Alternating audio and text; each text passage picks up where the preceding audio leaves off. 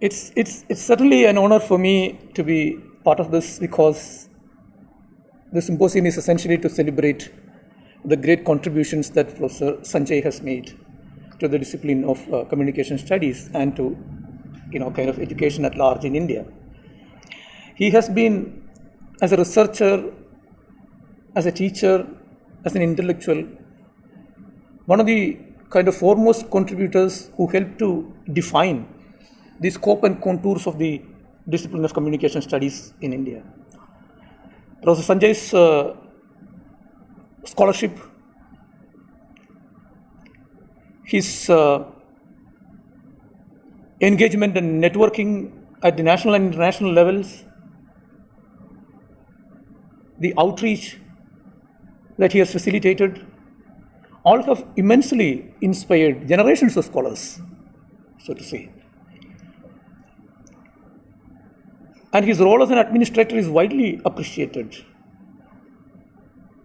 I am myself finding it extremely difficult to steer a small department of communication.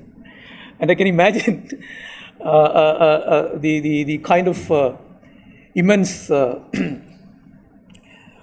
an enormity of immensity and enormity of work that Professor Sanjay has carried out in his career as a scholar, as an administrator, as a researcher, as a teacher, inspiring, as I said earlier, generations of scholars. So here today, I'm also, kind of happy that I'm sharing this dais with Professor Padmaja and Professor Pradeep, who have made pioneering contributions in the study of political economy of media in India. So whatever I am going to talk today will basically kind of remain as a footnote to the kind of things that they have already engaged with. Let me begin by, invoking this whole new concept of Fourth Industrial Revolution and the crisis of neoliberalism that Professor Padmaja has already indicated. Most of us are now familiar with this anxiety about the Fourth Industrial Revolution. On the one side, you can see that there is immense interest in the kind of technological transformation that the Fourth Industrial Revolution has brought in. But at the same time, you can also see there are enormous anxieties at the global level about where capitalism is moving in terms of the Fourth Industrial Revolution. So there is what I see is actually a crisis lying at the core of neoliberalism, which global capitalism is in fact, global communication capitalism to be precise, is unable to understand and negotiate. One of the reasons why this has become very important in our discussions on the political economy of new media today is because never before in the history of capitalism we have seen capital being worried about labor. Capital has never been worried about technology displacing labor. Always the excuse has been, if labor is displaced in one sector, then obviously it's a structural readjustment that need to take place, and after that everything will be back to equilibrium. But somehow, the trade unions have always challenged this idea, and this has actually caused immense misery for people, marginalized communities, for workers who are displaced from industries, etc., etc. But at the same time, we tend to go with the argument of capital that, in a span of 4 to 5 years, a specific kind of readjustment happens and then things go back to equilibrium. But what capital is worried at the moment, if you judge from the reports that OECD is producing, for example, OECD, if you consider it as an ideologue of capitalism, global capitalism, and if you look at the report that the World Economic Forum, another ideologue of global capitalism, is producing, the biggest anxiety of these fora, and also other ideologues of global capitalism, is that the labor that is displaced because of the emergence of digital technologies, because of the emergence of artificial intelligence, is irreplaceable. No structural readjustment is actually going to compensate for the job losses that digital capitalism is creating everywhere in the world. And studies have been conducted by OECD in Europe, studies have been conducted in US by US scholars, who very specifically say that 25 to 50% of labor in the service industries are being displaced by artificial intelligence, and the process is actually not going to stop anywhere now. And this is precisely the context in which, for example, even Indian National Congress and Rajiv Gandhi is talking about universal basic income. And Piketty is being kind of invited to advise on the concept of introducing the concept of universal basic income in India. The context is this: because of the huge displacement of labor, capitalist crisis has become a more regular feature than in the 20th century. In the 21st century, we have seen almost 4 significant capitalist downturns, after 2000. The relative overproduction that global capitalism is facing, which somehow it is unable to, kind of find an answer to, is the creation of digital capitalism. And there is no way in which global capitalism can go back from this, a kind of increasing tendency to accumulate, innovations in digital technologies and artificial intelligence. There is no way of going back. At the same time, they don't have a real political framework to contain, one, the dissent that this can actually produce, and second, their own problem of containing the relative overproduction, because people do not have purchasing power to buy the commodities. I mean, surplus value is created not when the labor happens. It happens when the product is sold in the market. So the immense crisis that neoliberalism, which has unleashed all these, if you look at the beginning of neoliberalism that Professor Padmaja rightly mentioned about Reaganomics and what is it, Reaganomics and Thatcheronics or something like that. In the early 80s, there were two parallel, a la carte that was given to developing countries, one from WTO, World Trade Organization, and one from World Bank. Both actually had the very similar agenda of the kind of deregularization strategies that Professor Patmaja clearly mentioned in her introduction, as well as a supplementary note to what Professor Pradeep brilliantly outlined here. So, I'm basically trying to look at this particular aspect of the political economy of new media, how the political economy of new media is essentially trying to negotiate and mediate this emerging, condition of on the one hand, kind of dealing with labor, and then on the other hand, kind of managing capital at a global level. So what are the, kind of tangential issues that emerge in the larger confluence of these issues is what I want to focus on today. So economists the world over who now increasingly talk about the consequences of the fourth industrial revolution focus their attention mainly on what is commonly known as technological unemployment. That is, unemployment caused by technological changes. This means that global capitalism, for the first time in its history, is seriously considering job loss as an important issue in the wake of artificial intelligence and robotics entering the world market. What capitalism has never in the past been seen worrying about unemployment created by its efforts to reduce labor use by introducing capital-intensive technologies in the production process, which actually takes on many of the studies on technology transfer that Professor Sanjay himself has done in the course of his academic work. It has now become clear that while the new digital technologies would eliminate human labor across the board, it will not eventually create new opportunities to compensate for such massive job losses. More recently, OECD conducted a study in which they openly admitted that the fourth industrial revolution will lead to a 10% of human activities, lead to a reduction of 10% of human activities in the labor market shift completely from human labor to machines, and about 25% of the activities will be partly made free of human labor. These are very conservative estimates done by OECD. I mean, the actual impact is much more, and the linkage effects are even worse. The document also openly admits that such dislocations can in fact create wage freeze and increase inequalities, and that is where the whole idea of universal basic income emerges. And then this by now famous study by Carl Benedict Frey and Michael Hobson, in which they pointed to the fact that in USA Further automation can cause a shift of 47% of human labor to machine labor, causing huge unemployment.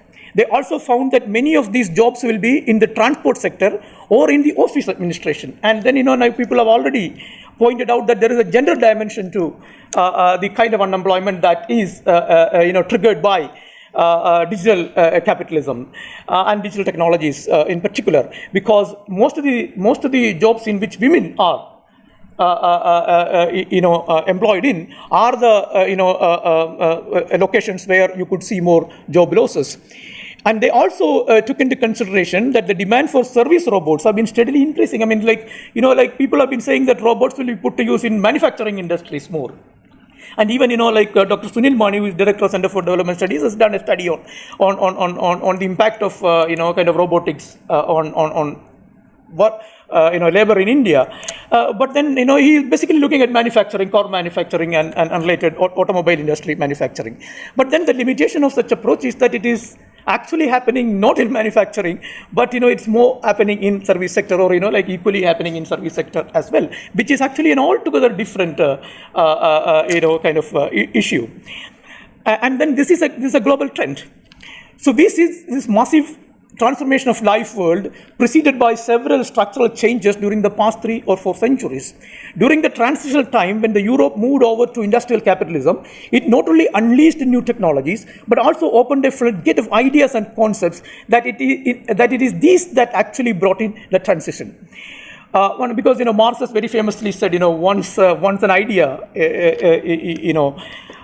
become a kind of accepted kind of dogma or kind of ideology, then it is a material force. I mean, it is a material force that drives several other and triggers of several other processes.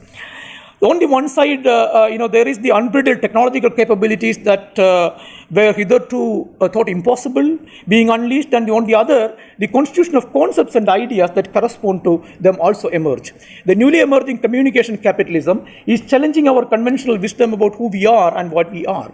The ontological possibility of our cyborgian existence has already ignited the imagination of artists, writers, filmmakers, and even politicians.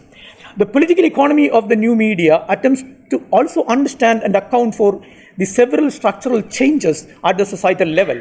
The autonomy of the subject, freedom of his or her choices, were concepts that mostly new industrialism brought in while it was building a new social order. The strength of global corporatism, the political economy of new media now struggles to account for, is its capacity to first unleash new practices and concepts, and then invent the means to sustain them and contain possible resistance to such practices.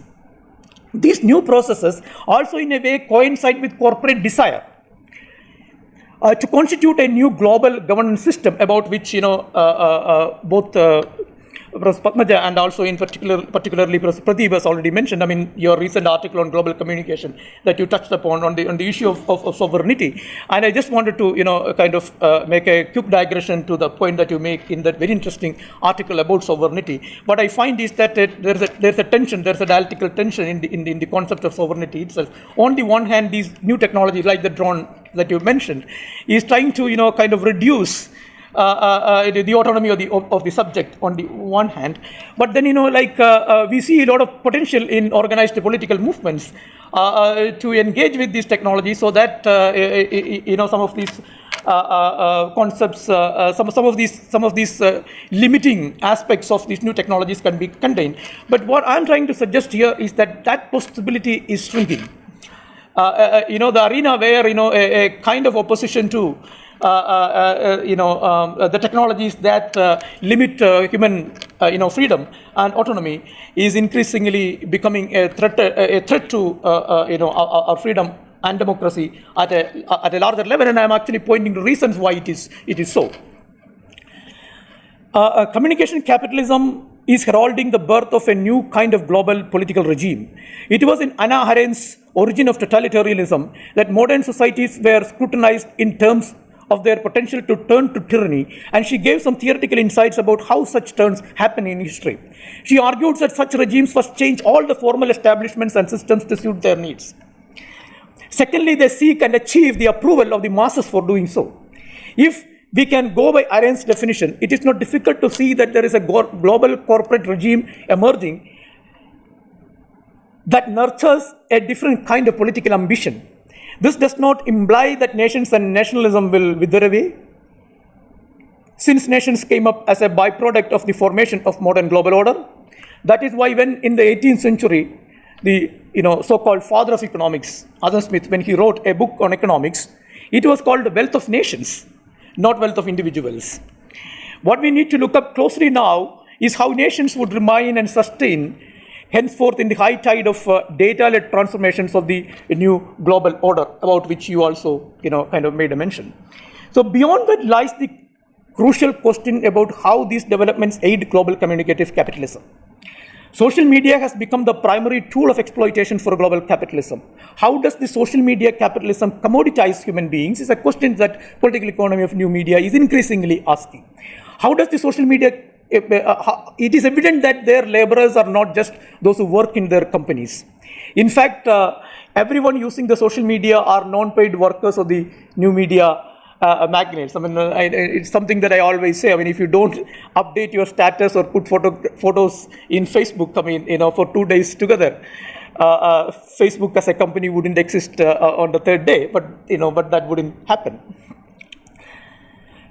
Through the infinite amount of digital content generated in this platform, social media users are creating a collective workforce that is not related to the media owners as per the traditionally defined labor roles. Moreover, the content, without even the permission of the creators, are being further commoditized as data and sold to or exchanged between several takers. Writers like Christian Fuchs, who wrote the book Digital Labor, and Karl Marx had looked into these fresh challenges much closely. So what the classical political economists wrote, when the classical political economists wrote that labor is the fundamental form of industrial production, the world was moving into the industrial era. When laborers were working physically in the factories, their collectivities were possible, at least to be imagined, and power of their unions could bring about radical changes. But today, in the age of communication capitalism, the real worry, even in OECD countries, is about the huge displacement of human labor by media technologies. This is not just about automation and decreasing human physical labor. This is about the way global industrialism now transforms the nature of labor. For instance, I mean, that's the point that I wanted to kind of highlight today. I mean, this is something that we already know, but I think there is a point in reiterating this aspect. For instance, Facebook employs just some 50,000 people. Unlike the earlier industrial giants, in Google also, there is hardly more than 55,000 employees. When Facebook bought WhatsApp for $2.2 billion, they just had 12 employees working in their company. Data societies urges us to ask many perplexing questions. In the classical political economy terms, where does this value come from? Is the value created only by these 12 employees? Without considering and understanding this drastic change in the nature of global industrialism, we are unable to explain these social experiences of our times. Theories also refer to what is called platform capitalism. Nick's book Platform Capitalism, in fact, provide a framework to understand and look at the rationale of the digital capitalism much more closely. What this form of capitalism does is to outsource maximum amount of labor to other smaller platforms and operate with as minimum workforce as possible. For instance, take the case of Uber. I mean, Uber was in news in India because it is displacing, kind of the jobs of cab drivers. But that is not what is important about Uber. I mean, that's the point here. I mean, that displacement of labor is not, that is actually one aspect of digital capitalism. But there is the other aspect, which is actually redefining, labor, the changing the understanding of the concept of labor is very, very crucial. I mean, through, though Uber raised controversy in India due to the threat it posed to private cab drivers nationwide, the extreme kind of threat to labor that the working system of Uber involves is conveniently forgotten. Uber relies on Google for maps, Twilio for the text, Braintree for payment, SendGrid for the email, all this without owning any of these platforms. What the post-industrial global capital conglomerates do is to rely on each other and create a global corporate network. Every small and big new media corporate has spread its labor across several other small and big new media corporates. They are even creating independent internets. Another problem that is very perplexing for the political economy of new media is how to capture the rationale underlying acquisitions and mergers under communication capitalism. The new media corporatism thrives by bringing under their control every other thriving smaller platforms. Facebook bought Oculus Rift. I mean, one has no idea why Oculus Rift would be important for Facebook. A virtual reality technology used for gaming. One may ask, why should Facebook need this technology? The age when corporate mergers and acquisitions are rational. That look transparent is long lost. Now one has no clue of the logic of appropriation in the case of the innumerable technologies that these new media conglomerates are promoting, buying, stocking, and developing. Google does its experiments on human bodies, on brains, on molecules, along with Google Glass and driverless cars. Recently, Facebook conducted an experiment. I mean, that's actually very well known. I mean, famous experiment that Facebook conducted. I mean,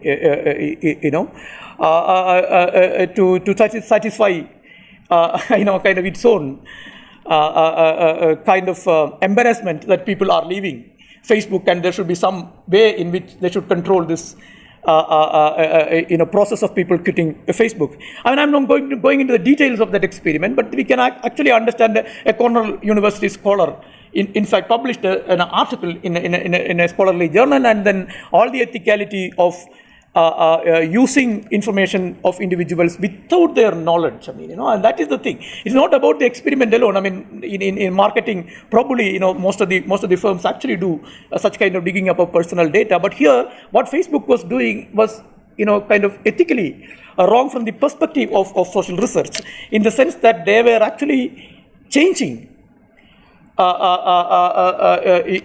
data that the users provide in Facebook, in order to see how other Facebook users react to the change, which means that you are involving thousands of people in an experiment, in an emotional experiment, where you don't have any consent of any of them to do such an experiment on humans. So when Facebook felt threatened that users were leaving it for Instagram, and I mean, this was only the first step, and second thing, like this Archie comics has one interesting. I just recollected it recently when I heard that Facebook is buying up Instagram. Instagram became a threat for Facebook, and then Facebook, not only through an experiment tried to change its ways, but also buy up the Instagram. I mean, so that threat is now actually contained, and this is about the girl Victoria asking Archie to gift him a doll, and then poor Archie is kind of wandering around all the shops in the town to get this doll for her by evening, and by 8 p.m. or so in the night, he was finally managed to get this particular doll, and then he goes to her house, and what he sees is that her dad, who is a very rich businessman, had already purchased the doll factory. And for her, I mean, so Archie's wandering around the whole town for just getting this doll for his girlfriend becomes redundant because her father, who is a corporate giant, has bought up the doll factory, and all the dolls that she wanted are now at home. He can see the trucks load there in front of her villa. This. Corporates, when they see a threat of a smaller platform emerging, what they do is that they try to counter it through technologies of their own, but more importantly, they just buy them up immediately. So what is phenomenal about the new transformation is that we are also in this process forced to change our own understanding of and our approaches towards concepts like privacy and intimate data. We no longer hold as private what we had considered as private in the past. What is desirable is to make these deeper changes in meanings, in opinions and perspectives of the collective unconscious, so that it can slowly acquire the legitimacy that it seeks. In that particular sense, I'm actually kind of referring to the second point that Anna Arendt made, and how a condition of new consciousness is also created to legitimate a global social order. In the new data society, secrets are lies and privacy is theft. As Dave Eggers pointed out in his famous work of fiction on privacy, the circle. I'm invoking the circle a couple of times in this presentation. The new rules of the game tells us that we stand to gain by getting rid of all our restraints over privacy, our inhibitions. Google, for instance, asked people to willingly publicize their personal health details so that states, pharmaceutical companies, and the health industry can observe and predict about diseases that we may chance to encounter. Adam Smith had famously put this in his analogy. He draws to present capitalism as a beautiful world where, everyone is happy and everyone would pursue, when everyone pursues their own self-interest. He says, it is not from the benevolence of the butcher, the brewer, or the baker that we expect our dinner, but from their regard to their own interest. It becomes the space for everyone's happiness and contentment, and thus the whole economy of happiness comes into being. So everyone revealing their secrets and sacrificing privacy leave everyone else happier. Privacy is often interpreted as a crime and sin. This is why new social media corporates hate fake IDs. In the political economy of the new media, an ID that cannot be algorithmically traced back to some living individual has no exchange value. It has no exchange value. We need to closely follow these new concepts where new technologies, particularly communication technologies, have become central to the global capitalist enterprise. This is particularly important for two reasons. One is obviously its radical significance in terms of the transformations within global capitalism. Second, and perhaps more important, is the fact that the introduction of such technologies have been always accompanied by efforts to cover up their exploitative dimensions. On most occasions, what we have seen is the creation of a hegemonic discourse that tends to obliterate the objectionable dimensions of the diffusion of such technologies and purposefully highlight a narrative of glorification pointed towards focusing on the relative advantages of these technologies, particularly for the poor, the marginalized, and the underprivileged, about which Pradeep also mentioned in his presentation today. This technocratic approach is perhaps the dominant approach within humanities and social sciences today. So one of the early attempts that try to go beyond this approach and look closely from a political economy perspective at the deep interconnections between global capitalist interests and new technologies was Dyer Whiteford's Cyber Marx. Although the book was published in 1999, it is a useful primer still to provide us interesting insights into the way in which global economic order harnesses new technologies for its continued sustenance. And his later book, Cyber Proletariat, Global Labor in the Digital Vortex, was written drawing both on the insights of his book, Cyber Marx, and expanding some of the key ideas he had earlier outlined. In these books, Whiteford advances several economic, social, and cultural consequences of new media technologies. One can see a close parallel in his works with that of Antonio Negri and the other important Marxist theoreticians who have helped develop the key sets of ideas that inform what is called autonomous Marxism. Antonio Negri's work, Marx Beyond Marx, Lessons on the Gundries, the book by Michael Hart and Antonio Negri, Labor of Dionysus, Critique of the State Form, and their own work, Multitude, War and Democracy in the Age of Empire, and then Empire. And I think, Pradeep would have drawn on the work of Negri and Hart in his new book that is being published by Oxford on empire, post-empire developments of telecommunications in India, which we are all, kind of eagerly looking forward to read. The autonomous Marxism emphasizes the point that the revolutionary potential of the concept of proletariat is not only completely undermined by the new technological developments, but what is interesting is that they expand this concept to include the unemployed and even students as part of the new class that opposes the interest of the global capital. And this is where, that weaving in of several strands happen. I mean, you need universal basic income, labor is displaced, capital is constrained by the question of realizing, relative overproduction, etc., etc. So in the age of digital capitalism, it is perhaps important to revisit the nature of classes themselves while talking about the changing class relations. In that sense, autonomous Marxism advocates a rereading of Marx and outlines its importance for understanding global capitalist transformation.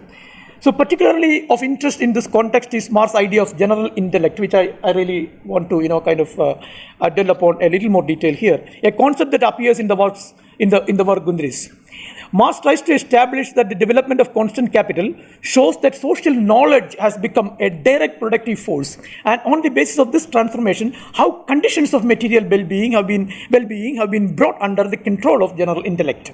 It appears that through this analysis, Marx essentially wanted, what one should remember here is that Marx mentioned this concept of general intellect only once in his entire work. His entire work, he mentions this only in one place.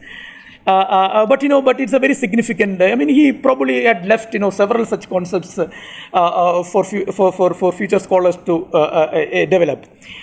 Marx essentially wanted to argue that the notion of general intellect has become a central indicator of the advanced phase of capitalist growth itself.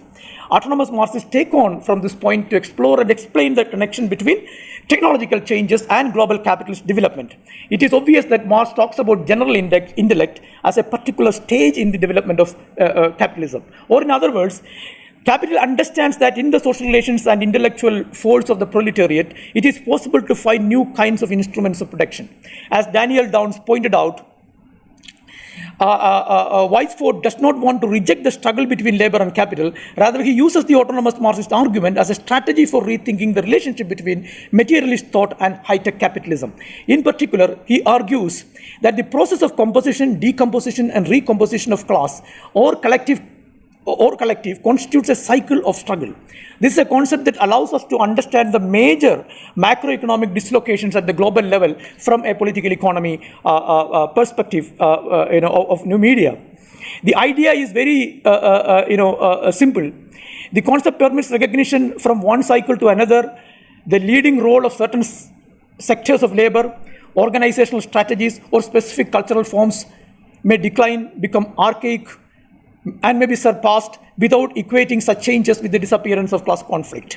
The working class is, according to Weisford, perpetually remaking itself again and again in a movement of constant transformation. I think this is a point that you also basically endorse, and this is where I want to make a slight digression. And this is precisely where I also want to offer some critical reflections. For me, it looks very optimistic to suggest that in the age of communication capitalism or digital capitalism, the processes that underlie its transformation also lead to recomposition of classes.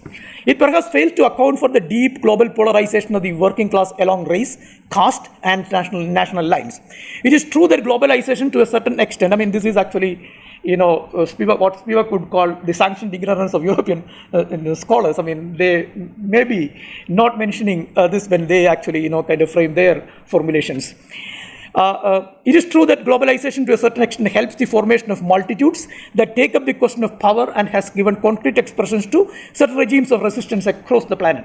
Many of the massive anti-globalization protest movements are examples of such mired political practices. The idea of the multitude as a harbinger of change and reconstitution has been immensely popular both in academic circles and outside. Nevertheless, from a political economy perspective, the question is entirely different. Are these movements capable of addressing the twin issue of alienation of labor and rationale of private property? It is not about whether Marxism is right or not. It is about the cogency of the ontological and epistemological premises of the critical political economy of Marxism. It is not about of Marxism. Proletariat is an agency of social revolution that can destroy capitalism and annihilate private property, whereas multitude has no such roles to play in history. Zizek, in his article, the ongoing soft revolution in Critical Inquiry, 2004, raises some important issues with regard to the notion of the multitude. The notion is originally borrowed from Spinoza, but Spinoza did not attribute any revolutionary significance to the idea of the multitude. On the other hand, he had, Zizek says, the personal experience of two of his friends being subjected to mob lynching for political reasons. This also links up with various other developments that we have seen at the national level as well. Marxism, because multitude is on the one hand a kind of political agency, and on the other hand, where do you account for mob? The lynching mob, also emerges as a kind of multitude. So, political economy in general and in a work like this, capital in particular, becomes important for the sole reason that the historical form of communicative capitalism does not fall entirely outside its analytical reach. So, the political economy of new media becomes much clearer if we understand the positions of Eric Schmidt and Jad Cohen in their book, The New Digital Age, Reshaping the Future of People, Nations and Business. Schmidt and Cohen are not independent researchers or academicians. It's interesting to know their CV. Schmidt is Google's executive chairman. And then who is Cohen? George Cohen. He is foreign affairs advisor of Google. Google, sees itself as a nation, and so it needs a foreign affairs advisor. Every page in the book reveals certain confidence and trust about the emergence of a new world, which is exactly what the novel Circle foresees. A Dave Eggers novel, which is a utopia about one particular new media giant monopolizing a whole set of social media operations across the planet and becoming the one and only medium through which even political parties can actually operate. And you can see that this is easily being done by Facebook and Google. If there is a problem that you need to negotiate, they provide you the platform. You can actually participate directly in voting in the Google platform and Facebook, and you don't need to elect representatives to Lok Sabha, you don't need to elect representatives to Assembly. You can actually, all of you, like in the Greek city-state, directly participate in democracy through social media platforms. This is actually a utopia that both Google and Facebook and many other social media platforms are very consciously propagating. Though written around the same period, both the books actually came out in 2013, so it's not possible that they have seen the manuscripts mutually. The novel doesn't come into the purview of the writers of this book, nor do they reflect on the ethical issues inherent in the situations that they themselves eagerly boast of. These books would not refer to each other, neither would the respective writers read each other, as they emerge from totally different worldviews and interests. However, Smith and Cohen's book actualizes the dystopic vision of Dave Eggers' Circle as a new utopia. In the novel, it's a dystopic situation, whereas in the book by Cohen and Smith, it is a new utopia. What Eggers says that there could be a society which deems privacy as the greatest sin, the two writers assert that privacy can be systematically controlled and regulated. This is what I mentioned in the beginning. This Google writers, they are saying that, privacy can be systematically regulated and controlled. Whereas in the novel, it is actually described as a dystopic, scenario where the social media platforms would see privacy as a sin and as a crime. They would first reap power and authority and then build profit over it. Corporate capitalism is not satisfied with anything less than a global empire in which the ultimate authority rests with them. Their trust on information technology to build this empire is constantly proven true. In the novel Circle, it is the platform called TrueU that makes this dream a reality. It is this technology that reveals the possibility of the Circle to be a global state. Schmitz and Cohen also think along the same lines. They hope and ensure that the future of our online presence will not be a Facebook profile, but an inline identity that integrates many profiles and many internet activities, one that could be conclusively searched, verified, and controlled by the state. And read Google, when they call state. Excitedly, they offer. Imagine, I'm quoting, imagine all of your accounts, Facebook, Twitter, Skype, Google, Netflix, New York Times subscription, linked to an official profile, unquote. It could be Google or some future entity that could emerge more powerful than it. That no longer remains a concern for us when we see how entrenched the principles and dictums of corporate capitalism is in the entire process. One of the real concerns should be about those who do not have such an online profile. And they quote, the quote from Cohen's book, the true cost of remaining anonymous then might be irrelevance. Even the most fascinating content, in fact, the person who chose to be a kind of anonymous in the novel gets killed by the enthusiasts of social media. Here, they say that they become irrelevant. And you know what happens to people who are irrelevant, in an Agamben sense of Homo sacer. Even the most fascinating content, if tried to an anonymous profile, simply won't be seen because of its excessively low ranking. So they are enticing us, because if you're anonymous, if you're a fake ID, you have a low ranking. We know that they're not concerned about us. They're concerned about, the exchange value of an ID that can be algorithmically linked. As I'm concluding, So this means that we no longer have refuges to escape. In the novel, the central character's lover, who thus absconds anonymously, is killed by some well-wishers like many other such victims. As Donna Haraway observed, the boundary between science fiction and social reality is an optical illusion.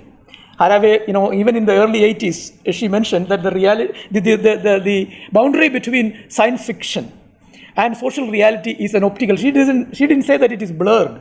She says that it is an optical illusion. And a time has emerged when it is really an optical illusion. If you juxtapose, the work by these two scholars against Dave Eggers' novel. This is being confirmed by today's world order. This is not mere Luddite anxiety about or judgment against technology. The regulation of the world order is being shifted, even without our knowledge, from a mediated democracy under the new media capitalism to one that of a global corporate capitalism.